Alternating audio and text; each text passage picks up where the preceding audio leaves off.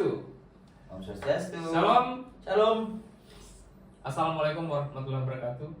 Salam sejahtera bagi kita semua. Ya. Kembali lagi tentu bersama saya Putu dan Ayasa Penyuluh kesayangan saudara-saudari yang penyuluh ada di kesayangan umat Hindu se-Kabupaten Konawe Selatan. dan tentunya Ferdinand Lagoli. Mantap. Penyuluh Katolik yang paling kece. Hari ini kita cukup rapi nih ya. Iya. Jadi batik-batik Penyuluh kesayangannya siapa? Jadi Penyuluh kesayangan bukan hanya konser. Benar, tapi benar. seluruh saudara. Oke, ya terserah beliau lah ya. Jadi hari ini kita cukup rapi nih batik-batik ya. Jadi Yang terbentur sih tadi malam karena kemenangan timnas. benar. Betul sekali. Memang sejatinya kita serapi ini. Ya. Jadi kemarin-kemarin itu sudah Betul. bentuk palsu dari kita. Oke, hari ini seluruh pemirsa yang menyaksikan konten kami, hari ini kita mau ngobrol tentang toleransi. Ya. Kebetulan kita ini kan berdua bagian daripada Kementerian Agama. Itu tidak bisa kita lepas. Makanya logo kita ini kan logo Kemenag ya. Dan ikhlas beramal. beramal. Oke. Kita sebelum jauh berbicara tentang itu, tentang bagaimana Katolik, bagaimana Hindu. Ini sebagai informasi bukan kita tidak toleran ya, tidak mengundang agama-agama yang lain karena kami belum mampu itu ya untuk mengundang. Jadi belum ada pendanaan untuk membiayai orang-orang yang ikut bergabung. Hari ini kita ngobrol terkait dengan toleransi. Satu, Indonesia ini kan sangat-sangat beragam ya. Betul sekali. Sangat-sangat beragam, baik itu dari agama, budaya, adat istiadat, suku dan lain sebagainya. Kita saja ini berbeda secara agama, Ya. ya. Anda Katolik, ya, saya Hindu. Ya, ini kan perbedaan. Bagaimana seorang Ferdinand Lagoli ini Wah, amazing. melihat perbedaan yang ada saat ini? Oke. Oke, kita merenung dulu ya. Memang karena ini memang harus hati-hati. Oke. Jadi soal toleransi, soal moderasi ya, jadi Hmm. memang sungguh luar biasa. Oke, terima kasih Pak Putu. Berkaitan soal perbedaan, bahwa di negara kita Indonesia ini sangat kaya, ya berbagai macam perbedaan ada. Namun itu tentunya memiliki warna tersendiri. Di mana keberagaman warna itu dalam perbedaan-perbedaan itu saling memperkaya kita. Nah, saya secara pribadi dalam konteks Katolik, di mana dikatakan bahwa perbedaan itu sangatlah indah. Ya, kita tidak misalnya kita saja dalam masyarakat tidak bisa berjalan sendiri kalau tanpa adanya orang-orang lain. Ya. Makhluk sosial. Seperti makhluk sosial. Maka tentunya dalam semangat toleransi itu sendiri, dalam semangat keberagaman, dalam Katolik sangat ditekankan yang namanya kasih. Ya, yang ditekankan soal kasih, bahwa bagaimana saya mengasihi orang lain seperti saya mengasihi diri saya sendiri. Nah, maksudnya seperti apa? Bahwa saya melihat orang lain itu betul-betul juga sebagai ciptaan Tuhan yang paling mulia. Ya. Bahwa saya berbeda sama saudari saya itu merupakan hal yang biasa, hal yang lumrah. Nah, sekarang bagaimana perbedaan itu saya coba lihat dalam perspektif menjadi satu dalam keberagaman, dan juga dalam perspektif untuk menuju suatu hal yang luar biasa, sesuatu hal yang baik yang bisa mempersatukan kita semua. Karena yang menarik tentunya bahwa di negara kita ya, hanya di negara kita keberagaman itu sangat beragam. Keberagaman itu Sedemikian sangat kayanya beragam. lah ya negara kita. Paus kemarin waktu datang kunjungan ke Indonesia itu sangat memberikan apresiasi. Bahwa kan ke masjid Ke juga ya. masjid ya. Kemudian ya dalam kata-katanya beliau mengatakan, itu menjadi quotes juga, dia mengatakan bahwa hanya di Indonesia kayaknya semangat toleransi itu sangat Nyata. Oke. karena banyaknya keberagaman ini. Iya. Itu saja. Baik. Nah, bagaimana di Hindu sendiri? Apakah keberagaman ini menjadi sosok yang menakutkan atau bagaimana? Oh, tentu tidak. Oh, luar biasa. Biasa aja dong pertanyaan. Pertama, kalau kita berbicara tentang perbedaan ya, satu yang paling jelas terlihat di negara kita ini perbedaan agama lah misalnya. kita di dalam berbangsa itu salah satu semboyan kita kan Bhinneka Tunggal Ika, yaitu di dalam Kekawinegara Kertagama itu disampaikan. Jadi berbeda-beda tetapi tetap satu. Nah inilah yang memang kami dalam ajaran agama Hindu juga ditekankan konsep-konsep itu. Jadi sejatinya perbedaan ini bukanlah menakutkan, bukanlah masalah, tapi justru perbedaan inilah yang memberi warna masing-masing keyakinan ini, sehingga dalam perjalanannya itu akan sangat tampak indah dan penuh warna. Iya. Ya, Betul. itu. Jadi kita tidak boleh memperdebatkan perbedaan itu sampai baku hantam, baku pukul, itu nggak boleh. Ya. Itu pertama. Kita baru bicara bagian kulit. Sekarang kita mulai masuk sedikit ke sudah terkupas kulitnya ini. kulit bagian dalam. Ya. Bagaimana konsep-konsep, kalau masing-masing agama ini kan pasti memiliki konsep-konsep yang relevan dengan moderasi, Ya. relevan dengan toleransi. Di Katolik ada nggak? Kalau ada, apa itu? Kalau nggak ada ya udah kita tutup aja. Ya, oke. Yang berkaitan soal moderasi, bahwa bagaimana hubungan saya dengan agama lain. Nah, dalam kitab suci sejak zaman para murid waktu itu, sejak zamannya Yesus pun sudah memberikan contoh bahwa bagaimana dia menghargai.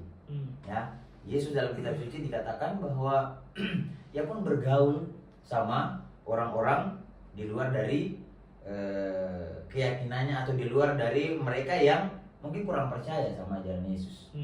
Misalnya saja dalam kitab suci itu Yesus berbincang,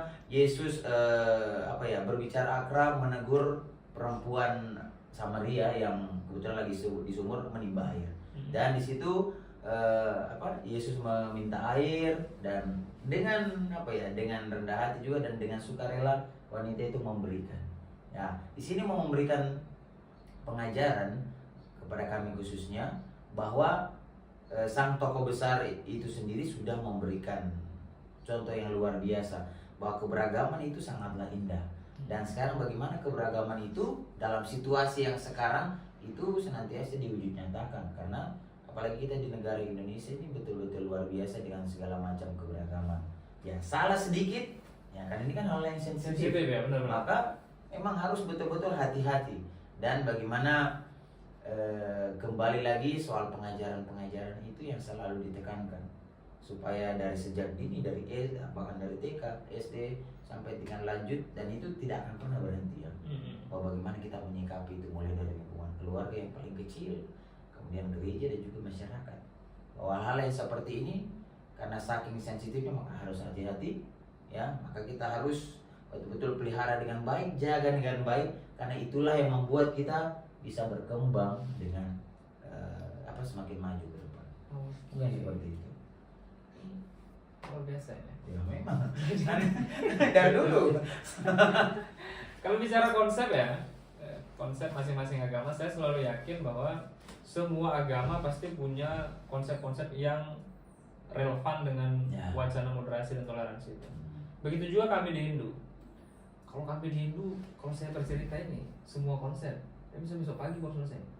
Ya apa kita ada tempat tidurnya kita. Tapi tidak usah lah, kita tidak usah semua. Nah, saya mungkin sampaikan beberapa saja yang kira-kira relevan dengan wacana moderasi, dengan wacana toleransi. Satu, kita punya konsep namanya itu Trihitakarana. Jadi Hindu itu diajarkan tidak hanya menjalin hubungan yang harmonis dengan Tuhan saja, tidak hanya menjalin hubungan harmonis dengan lingkungan saja, tetapi yang tidak kalah penting adalah menjalin hubungan yang harmonis dengan sesama manusia. Nah itu pertama. Artinya dia tidak lihat lagi nih agamanya apa, ya, sesama manusia. Kita kan sesama manusia nih, ya, sama-sama manusia kita ini kan. Jadi itu konsep yang pertama. Artinya jangan cuma kita misalkan sembahyang saja tuh, tapi kita lupa ternyata di samping rumah kita misalnya tetangga kita sudah kelaparan 1 minggu tidak makan, tidak kita hiraukan.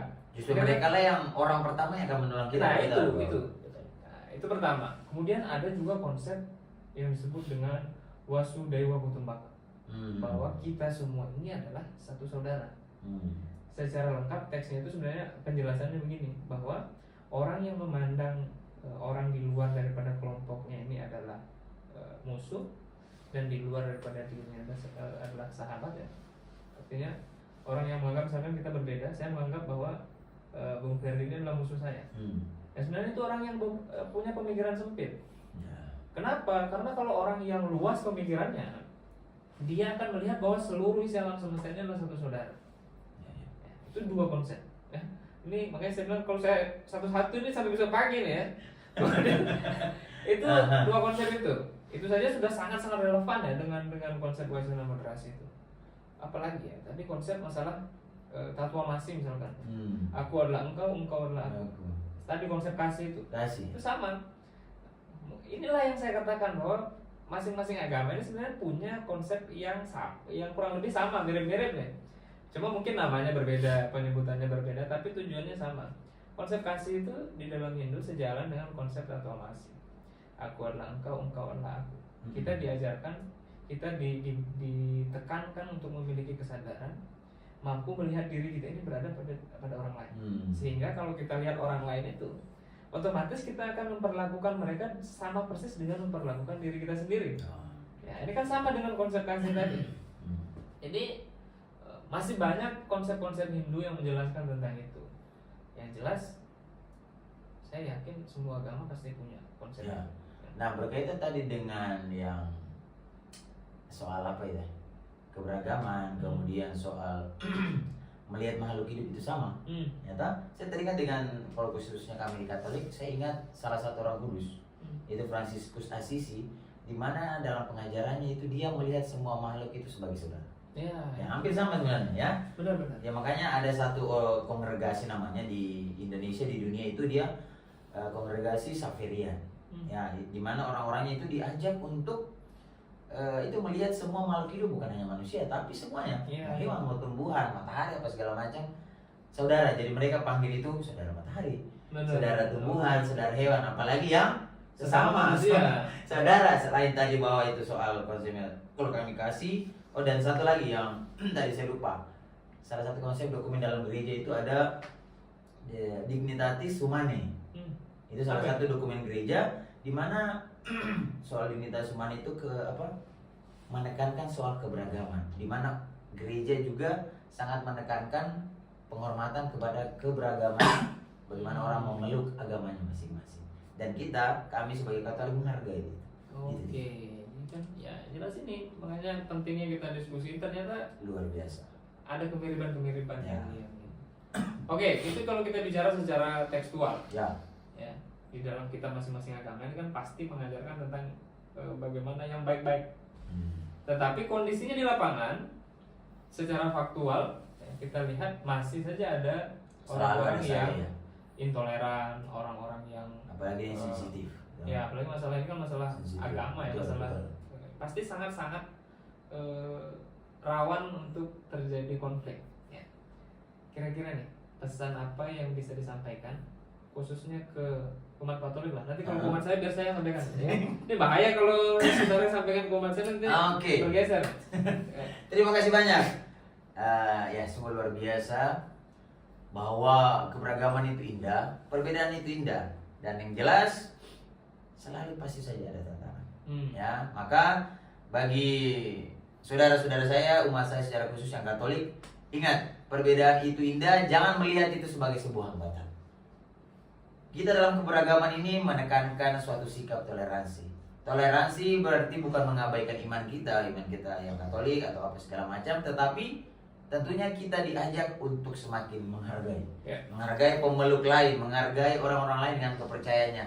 Kita menghargai bahwa mereka pun juga segala macam ajarannya, segala macam bentuk doa, sikap perbuatan, itu semua selalu tentunya mengarahkan kepada yang baik, dan terlebih bersama dengan kita juga yang Katolik mengarahkan kepada yang namanya keselamatan, kepada Sang Pencipta, kepada tujuan akhir yang ingin kita tuju, yakni kerajaan surga. Mungkin itu. Jadi tentunya teman-teman, saudara-saudara saya di luar sana, ingat, binalah kasih itu, bukan hanya kepada sesamamu di rumah, kepada sesamamu di gereja, tetapi kepada saudara-saudari, teman-teman yang ada di luar sana, yang beragama lain, pemeluk lain, ya, supaya semakin akrab lah begitu, supaya semangat kasih itu, ingat, tetap ya, Oke, cukup.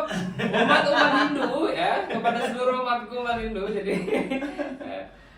kita hidup di tengah keragaman yang sangat luar biasa. Kita harus nikmati ini sebagai bagian daripada hasil karya Tuhan itu sendiri. Betul Ini sekali. karya Maha Agung Tuhan yang Maha Kuasa menciptakan perbedaan ini sehingga kehidupan kita menjadi lebih berwarna.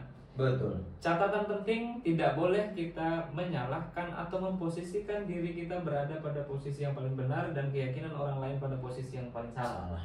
Ya, jadi kita tidak boleh melihat secara vertikal begini saja, tapi kita harus melihat secara horizontal. Ya, kita memiliki kebenaran atau jalan untuk menuju kebenaran kita masing-masing. Betul sekali. Mari kita jaga perbedaan ini, kita jaga setiap wacana-wacana tentang toleransi ini sehingga tujuan kita hidup bahagia, damai itu bisa tercapai. Amin. Terima kasih kepada seluruh pemirsa yang menyaksikan konten kita kali ini.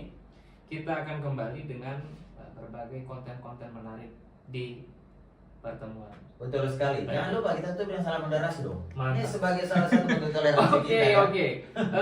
Ketika kami diklat dulu ada selama moderasi gitu. Iya betul. Oke. Oke. Simpulkan. Ya. Ada perlu simpulan? Ya, tidak perlu ya? Nggak perlu. Ya, kalau- ini bahaya kalau tidak menyimpulkan. Ya. Jangan nanti di luar sana ada yang terpengaruh. Oke, jadi kita sama-sama menguatkan keyakinan kita masing-masing. Oke, terima kasih. Kami tutup dengan Salam moderasi. Mantap.